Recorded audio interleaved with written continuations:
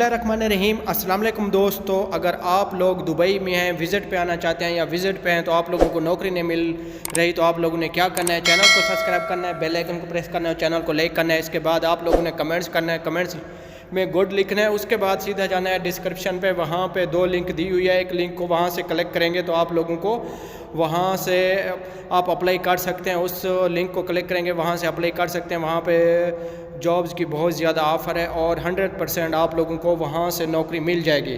तो चलते हैं न्यूज़ अपडेट की तरफ। देखें, सबसे पहले हम आपको बताते हैं कि कराची में जो है ना, आज 12 घंटे के दौरान जो नया कोरोना है उसके केसेस बहुत ज़्यादा हुए हैं, यानी कि ओमिक्रॉन है जो, उसके बहुत ज़्यादा केसेस आ रहे हैं कराची में। दूसरे नंबर पे आप बात की जाए इंडिया की, इंडिया का जो शहर केरला है, केरला की सिटी में बहुत ज़्यादा कोरोना फैल चुका है, ये ओमिक्रॉन। तो इसलिए हमारी आप लोगों से यही रिक्वेस्ट है कि आप लोग जो किसी भी कंट्री से ताल्लुक़ है, अगर आप पाकिस्तान या बांग्लादेश या इंडिया से दुबई विज़िट पे आना चाहते हैं तो जल्दी आ जाएं। हो सकता है कि अगर इस सिचुएशन को देखा जाए तो हो सकता है दुबई दोबारा विज़िट वीज़े भी बंद कर सकता है, वर्क वीज़े भी बंद कर सकता है पाकिस्तान और इंडिया के।